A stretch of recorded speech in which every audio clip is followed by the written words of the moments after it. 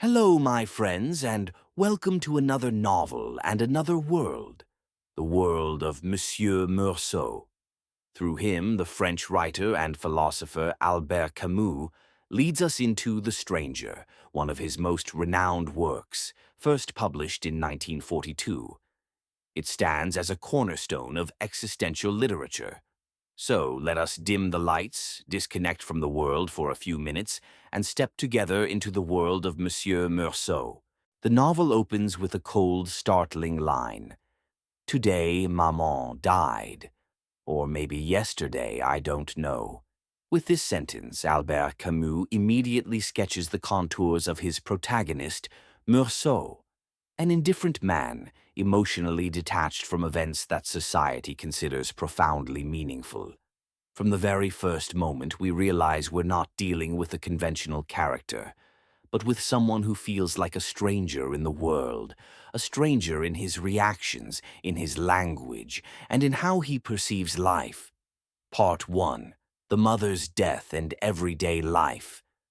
Meursault, the protagonist, receives news that his mother has died at a nursing home.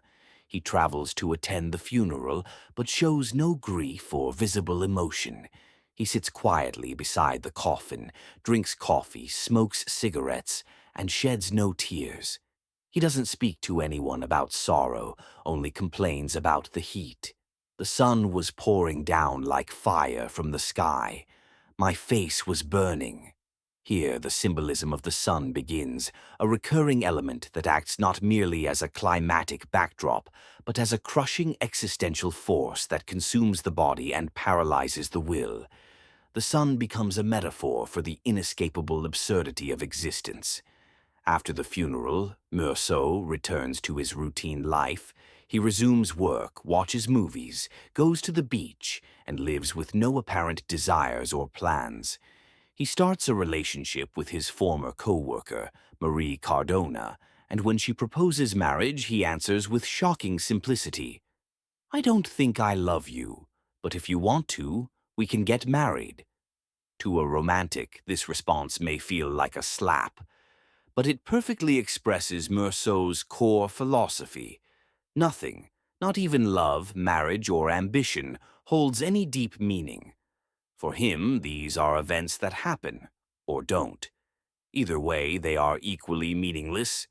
Absurdity in daily life. Meursault shows no desire for change or advancement. He is indifferent to promotions at work, and he doesn't care about improving his social status.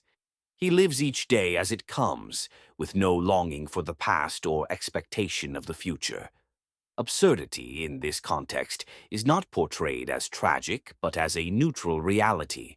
Meursault does not complain, protest, or seek answers. He simply reflects life as it is, like a mirror. The crime, under a merciless sun. Meursault lives in an apartment complex with various neighbors, including Raymond Sintes, a shady man who beats his mistress and asks Meursault to help him lure her back. Out of indifference, not support, Meursault writes the letter Raymond asks for, leading to a violent incident when Raymond beats her again and her Arab brothers come to retaliate. During a beach outing with Raymond and Marie, Raymond fights the girl's brother and is injured. Later, Meursault returns alone to the beach and encounters one of the Arabs holding a knife. The heat is overwhelming, the sun blinding, and sweat pours into his eyes. In a bizarre, emotionless moment, Meursault shoots the man.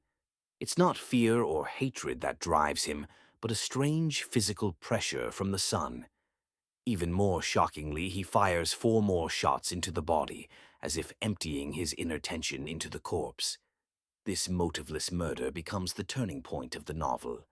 It was the same sun as the day of my mother's funeral, the same light, the same heat, and this burning sun pressed against my forehead like a hammer. I squeezed the trigger. It was like knocking 4 quick times on the door of unhappiness. The sun as symbol. The sun in the novel is not just part of the weather. It is a symbol of existential pressure, a force beyond human control that influences decisions irrationally. At the funeral, the sun irritates and exhausts him. At the beach, the sun blurs his vision, contributes to his mental confusion, and becomes an indirect cause of the murder. Here, the sun is a metaphor for the absurd.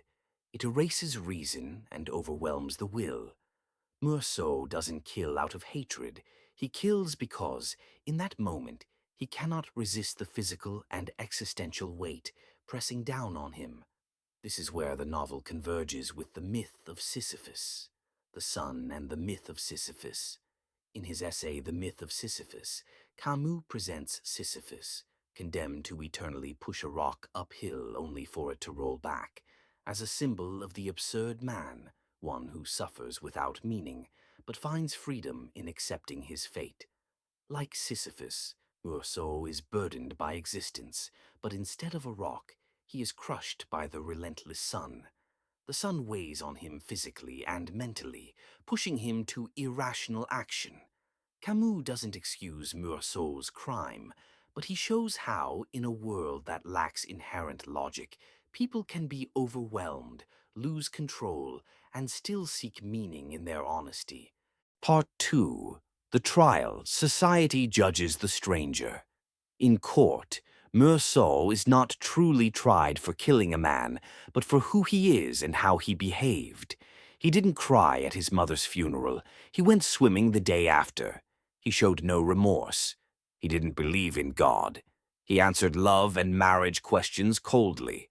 The prosecutor brands him as a man without a soul and presents the crime as the outcome of moral failure, not just a physical act. Meursault realizes the court is not punishing him for murder, but for not playing by society's emotional rules. Suddenly, I felt that they all hated me, and that this hatred was their judgment.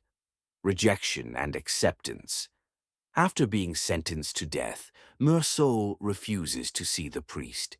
He rejects God, salvation, or the idea of an afterlife. He doesn't beg for mercy or forgiveness. Instead, he chooses to face death with the same honesty he faced life, with clarity and silence. I was sure of myself, sure of everything, of my death as well as the life that had led up to it. It was all simple. In prison, he finally feels peace. He looks at the stars and makes a final wish, not for comfort, but for a crowd at his execution, not to pity him, but to shout at him in hatred. So that everything might be consummated, so that I might feel less alone, I hoped that there would be many spectators at my execution, and that they would greet me with cries of hatred. This wish is not bitter, but a form of complete liberation. Meursault no longer wants or expects anything.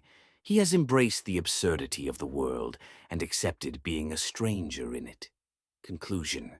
The Stranger is not just a novel about a man who commits a crime, but about a man who finds himself in a world without clear meaning and chooses to be honest rather than pretend.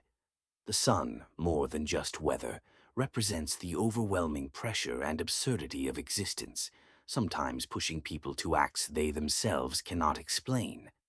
Meursault, like Sisyphus, doesn't seek a magical escape from life. Instead, he accepts reality for what it is and finds a kind of peace through this acceptance. He doesn't lie, doesn't pretend to feel what he doesn't, and meets life and death with clarity. This is how things are, and I will live them as they are. Through Meursault, Camus invites us to stop pretending, to live each moment as it comes, and to stop deceiving ourselves with illusions of meaning.